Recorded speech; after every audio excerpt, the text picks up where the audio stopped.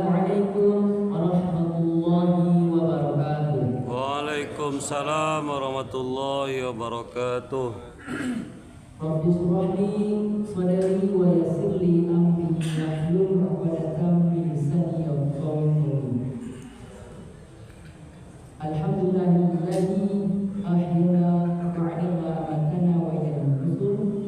Alhamdulillahirabbil alamin wassalatu wassalamu ala asrofil anbiya'i wal mursalin wa ala alihi washabbihi ajma'in. Puji syukur kita ucapkan atas kehadiran Allah Subhanahu wa taala yang telah memberikan beribu-ribu nikmat-Nya, nikmat iman, nikmat Islam, nikmat kesehatan dan nikmat kesempatan sehingga kita bisa hadir di masjid yang kita cintai. Salawat serta salam tercurah kepada Nabi Muhammad sallallahu alaihi wasallam dengan melafazkan Allahumma shalli ala sayyidina Muhammad wa ala ali sayyidina Muhammad. Mudah-mudahan kita semua mendapatkan syafaat beliau di yaumil akhir kelak. Amin ya rabbal alamin. Adapun susunan acara kita pada pagi hari ini, yang pertama protokol yang sedang berlangsung, yang kedua pembacaan ayat suci Al-Quran yang akan dibacakan oleh Bribda Fikri Nur Ihsan. Kepada beliau waktu dan tempat kami persilakan.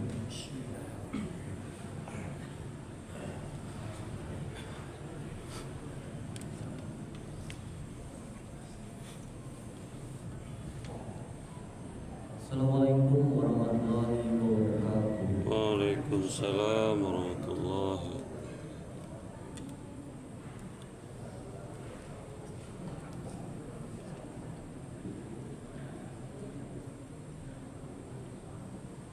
A'udzu billahi minasy syaithanir rajim.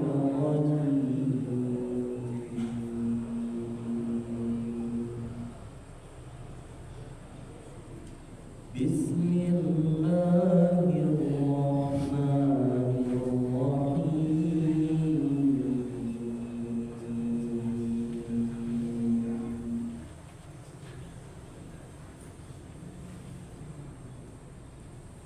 Ya ayyuhalladzina amanu ista'inu bis-sabri was-salah.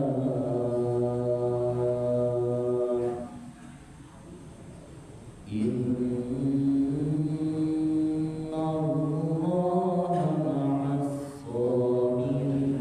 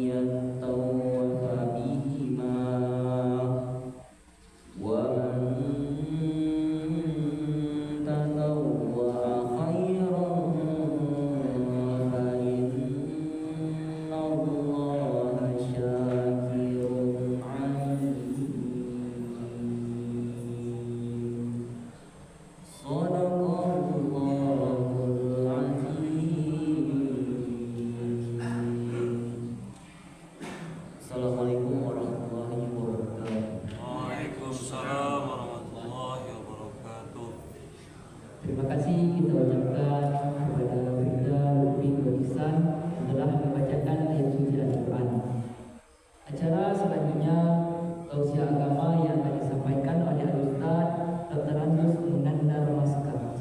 Kepada beliau berkata.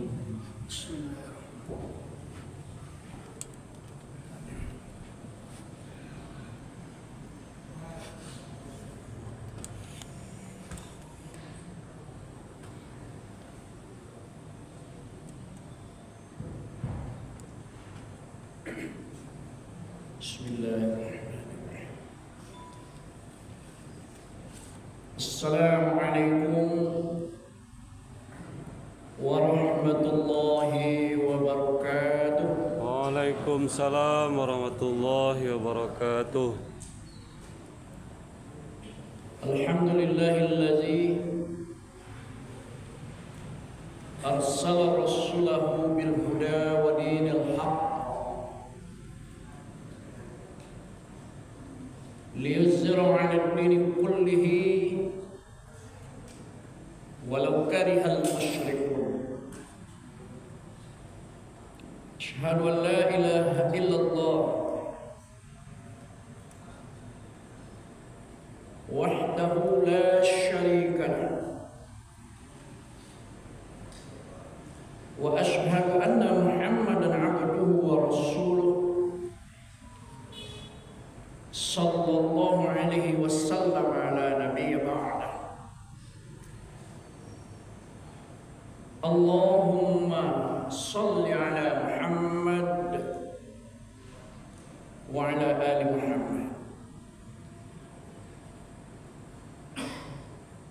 Allahumma rabbi ishrah li sadri wa yassir li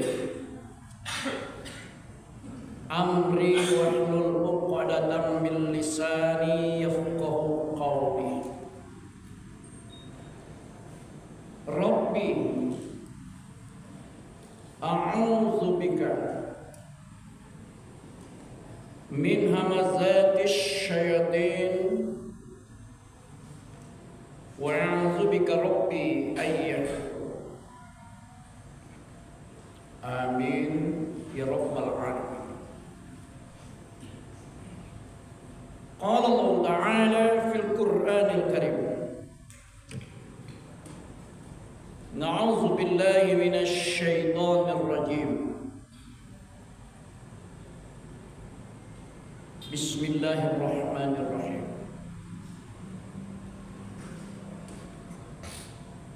Inna Allah 'indahu 'ilmus sa'ah wa yunazzilul ghaits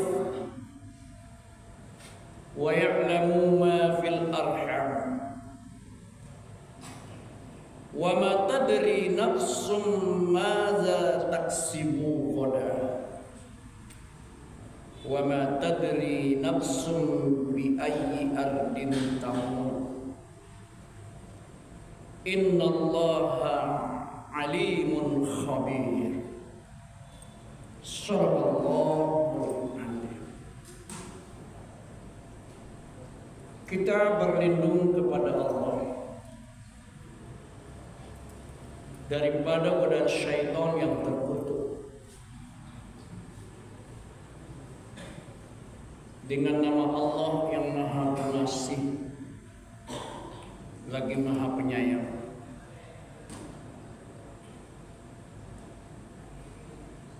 Sesungguhnya hanya di sisi Allah sajalah ilmu tentang hari kiamat, dan dialah yang menurunkan hujan dan mengetahui apa yang ada di dalam rahim, dan tidak seorang pun yang dapat mengetahui dengan pasti apa yang akan dikerjakannya esok hari,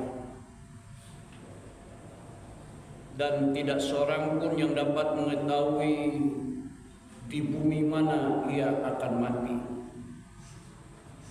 Sesungguhnya Allah Maha mengetahui lagi Maha mengenal. Maha benar Allah dengan segala firman-Nya.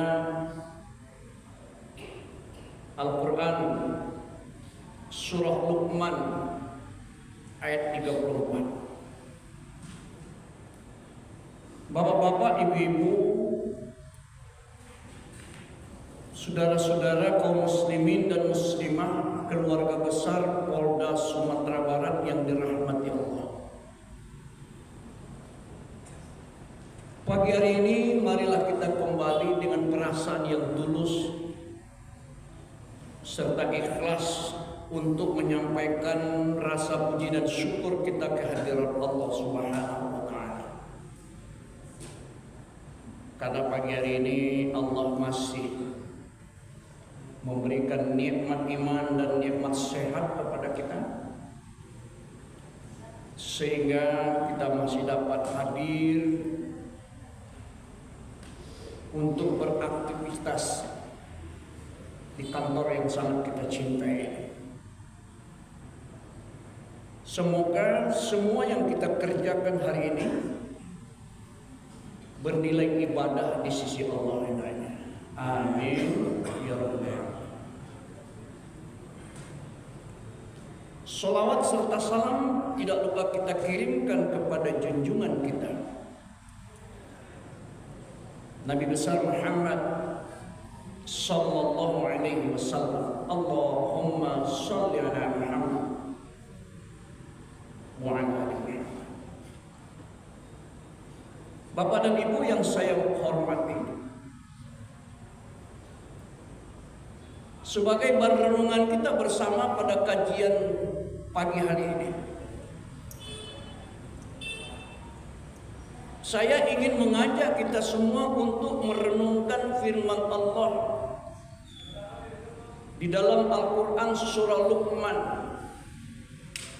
surat ke-31 ayat 34. Di surat Luqman itu hanya 34 ayat terakhir daripada surat Luqman. Tadi sudah kami bacakan dan telah diterjemahkan.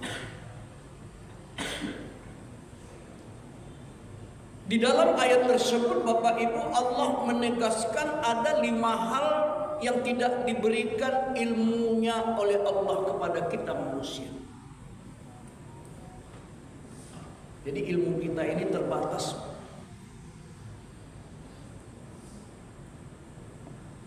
Secerdas-cerdasnya seseorang, sejenius-jeniusnya seseorang, Allah tidak berikan pengetahuan atau ilmu tentang yang 5 hal ini.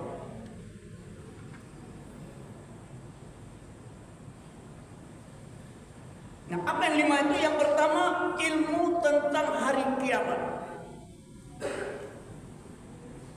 Innallaha 'indahu 'ilmus sa'ah. Sesungguhnya hanya di sisi Allah lah pengetahuan tentang hari kiamat. Kapan datangnya? Apakah kita bertemu dengan kiamat atau tidak? Sedang bagaimanakah kita? Itu semua hanya Allah yang tahu. Yang jelas kita disuruh beriman kepada hari kiamat. Salah satu rukun iman yang 6 itu adalah beriman kepada hari kiamat. Beriman kepada hari kiamat artinya kita mempercayai atau meyakini seyakin-yakinnya suatu saat Allah akan menghancurkan alam semesta ini. Seluruh makhluk dimatikan. Setelah itu dibangkit dari kubur. Setelah itu dikumpulkan di padang mahsyar. Baru setelah itu di yaumil hisab. Kemudian ditentukan tempatnya surga atau neraka. Hanya sebatas itu kita diberitahu. Yang jelas Allah katakan bumi ini pasti akan hancur. Iza zulzillatil ardu zilzalah. Apabila bumi ini diguncang oleh Allah dengan guncangan yang dahsyat, itulah kiamat. Lebih tegas lagi di dalam surah Al-Hajj ayat 7. Allah tegaskan, wa anna as-sa'ata ayatun la raiba fiha wa anna as-sa'a yab'asu man fil qubur. Dan sesungguhnya hari kiamat itu pasti datang. Tidak ada keraguan lagi padanya. Dan pada hari kiamat itu Allah akan membangkitkan siapapun dari dalam kuburnya. Ini akidah. Jadi tidak benar adanya mayat-mayat itu bangkitnya sekarang dari kubur. Itu tidak benar. Si anu jadi hantu bangkit dari kubur, itu tidak benar. Itu adalah setan yang bikin fitnah. Mayat itu tidak bisa bangkit sendiri, kecuali Allah membangkitkannya nanti, bukan sekarang. Tapi nanti Allah akan bangkitkan seluruh mayat-mayat itu dari dalam kuburnya pada hari kiamat. Kita terpengaruh dengan sinetron-sinetron, mayat keluar dari kuburnya dengan pakaian lengkapnya, jadi hantu pocong. Nah, itu tidak ada dalam akidah Islam. Orang kalau sudah mati ya diam, bangkitnya nanti di hari kiamat. Tidak bisa bangkit sendiri, Allah yang bangkitkan. Nah, ini pengetahuan itu tidak diberikan Allah kepada kita. Hanya Allah yang tahu. Bahkan Rasulullah sebagai kekasih Allah juga tidak tahu kapan kiamat datang. Ada manusia yang coba-coba meramal. Dan anehnya ada juga kita umat Islam yang percaya dengan ramalan-ramalan itu. Wah, kiamat itu akan datang. Dulu pernah diramalkan tanggal 12 bulan 12 tahun 12. Nah, terjadi. Ini ada lagi meramal-ramalkan bahwa habis kalender ini kiamat datang. Tidak benar.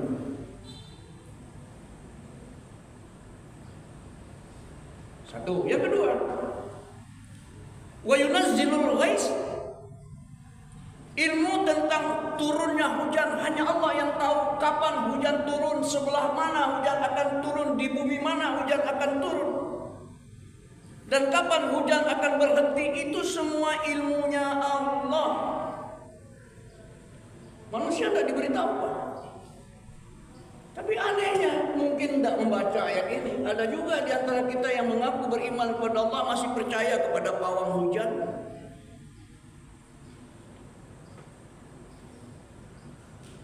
Mereka takut cuaca buruk ketika melakukan acara-acara seremonial, kenduri misalnya, acara-acara penting atau pertandingan sepak bola. Dipergunakan jasa pawang hujan. Wa yunazzilul ghais, hanya Allah yang tahu ilmu tentang turunnya hujan, ilmu tentang berhentinya hujan, ilmu tentang sebelah mana hujan itu akan diturunkan. Itu sudah tegas, kok masih percaya kepada pawang hujan? Alangkah rusaknya akidah kita. Saya pernah pergi acara kenduri ke tempat teman. Ketika itu ada orang pakaiannya ya seperti layaknya orang tidak waras lah pakaiannya. Dia pegang lidi dengan ditusuk, cabai ditusuk dengan lidi. Dia joget-joget. Saya tanya sama orang, itu siapa? Itu pawang hujan. Apakah dia bisa menghentikan hujan? Tidak tahu, ini kan bentuk usaha. Tidak benar. Oh, ada yang mengatakan, oh ada juga kadang-kadang tepat. Ya benar, Allah itu maha pengasih, maha penyayang. Mungkin saja doa si pawang hujan itu didengar oleh Allah. Kenapa tidak kita sendiri yang berdoa? Dia sholat enggak, ibadah tidak, kita sholat, mana yang lebih diterima doanya? Doa kepada Allah, ya Allah, besok anak saya akan menikah, besok kami akan melakukan resepsi pernikahan, cerahkan cuaca ya Allah, kami mohon. Insya Allah terima Allah. Ini makin dipakai pawang hujan, makin deras hujannya turun.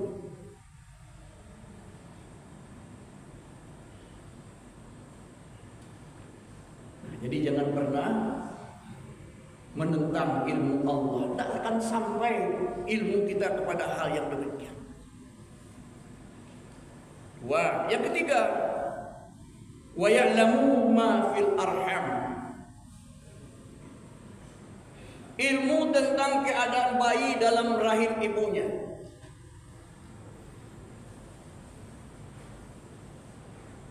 jenis kelaminnya, rezekinya, jodohnya, peruntungannya, anak itu lahir normal atau cacat. Walaupun hari ini ada USG, memang menurut ilmu kedokteran 90% kebenarannya bisa diterima, tapi kadang-kadang meleset juga, Pak. Ada saudara saya dilihat USG, anaknya jenis kelaminnya laki-laki, taunya lahir perempuan. Nah, taruhlah kita terima benar USG bisa mendeteksi jenis kelamin, tapi bisakah alat itu mendeteksi anak itu nanti sampai berapa umurnya? Dia lahir sehat atau tidak, sakit-sakitan atau tidak? Dia nanti jadi gubernur, jadi wali kota atau jadi presiden? Gak bisa USG menentukan itu. Wa ya'lamu ma fil arham, hanya Allah saja yang tahu ilmu tentang keadaan bayi dalam rahim ibunya. Ini ada juga kita masih berpikir primitif, Pak. Istri mengandung dibawa ke dukun, ditenungkan, ada istilah tenung. Coba Pak Dukun, dilihat anak ini nanti gimana nasibnya. Dia jadi orang atau tidak? Udah jelas orang, Pak, dia dikandung orang. Rusak akidah. Percuma mengaku beriman pada Allah tapi tidak menyerahkan segala sesuatu itu pada Allah. Wa ala rabbihim yatawakkalun. Salah satu ciri orang beriman itu dia berserah diri kepada Allah. Setelah ada ikhtiar, setelah ada upaya, usaha. 3. Yang keempat, ilmu yang tidak diberikan oleh Allah kepada kita itu adalah wa ma tadri nafsum madza taksibu. Tak seorang pun dapat mengetahui dengan pasti apa yang akan dia peroleh, apa yang akan terjadi pada dirinya esok hari. Kita tidak tahu sebentar lagi, Pak, kita apa dapat nikmat atau dapat musibah. Kita dapat rezeki yang banyak hari ini atau tidak. Jadi apa yang akan terjadi itu semua menjadi urusan Allah.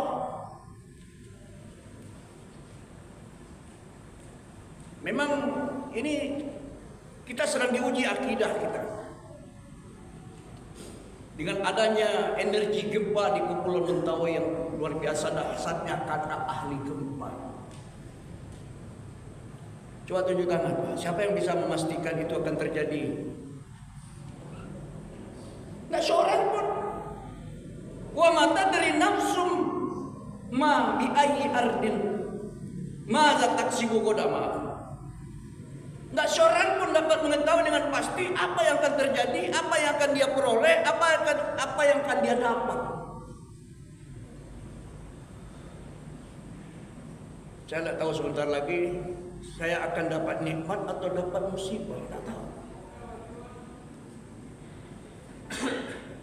Jangan coba-coba meramalkan nasib. Ini ada meramalkan nasib, rusak akidah. Itu kan ramal itu, Pak. Kalau yang datang itu pakai mobil mewah, itu ramalannya bagus-bagus biasanya. Tapi kalau yang datang itu pakai Honda Butut, ramalannya cenderung menakutkan. Jadi hati-hati. Dia sendiri tidak bisa meramalkan nasibnya, apalagi meramalkan nasib kita. Jadi Allah telah menentukan rezeki kita siapa, jodoh kita siapa, kita akan mendapat musibah atau tidak, itu urusan Allah semuanya.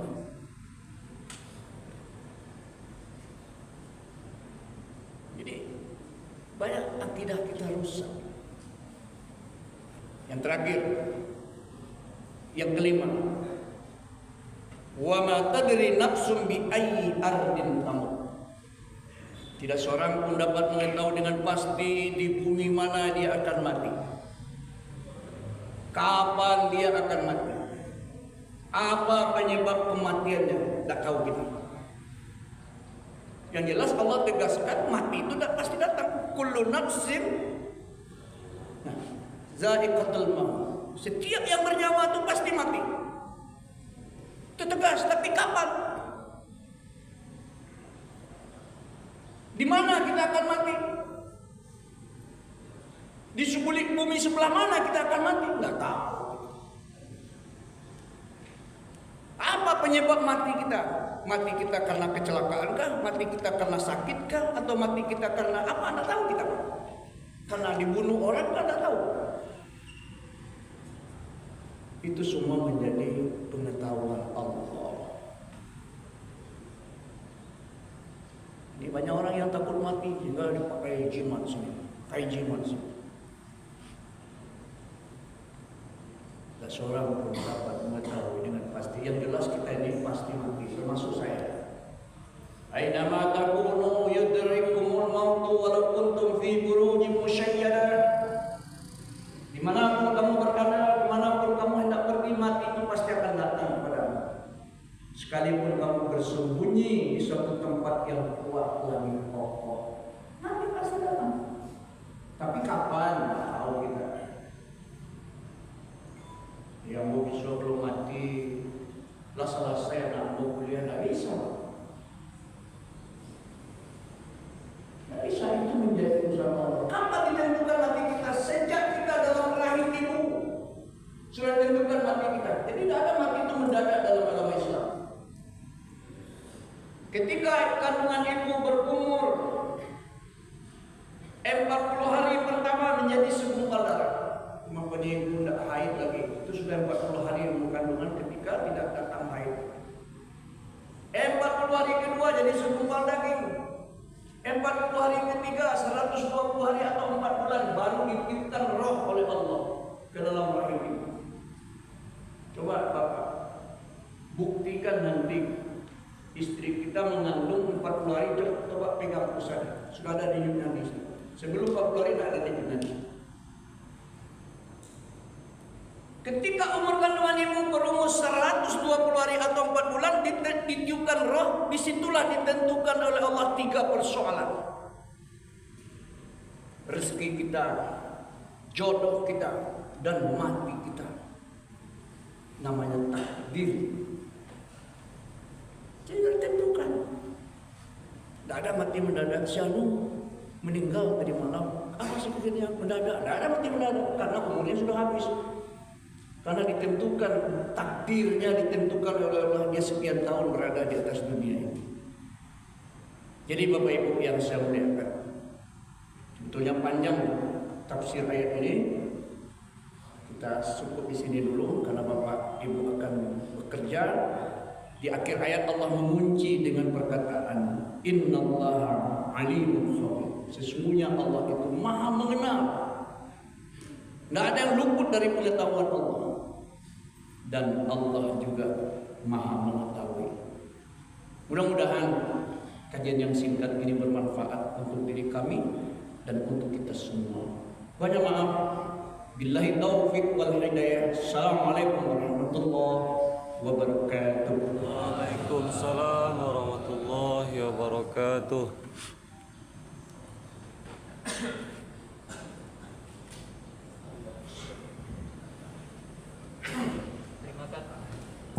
Terima kasih kita ucapkan kepada Ustaz yang telah menyampaikan wisata agama di depan kita bersama. Mudah-mudahan kita semua dapat mengamalkannya dalam kehidupan sehari-hari. Dengan berpikirnya kepada beliau, berikanlah cara kita pada pagi hari ini. Saya sebagai moderator mohon undur diri. Banyak maaf. Wabillahi taufiq wal hidayah. Wassalamualaikum warahmatullahi wabarakatuh. Waalaikumsalam warahmatullahi wabarakatuh.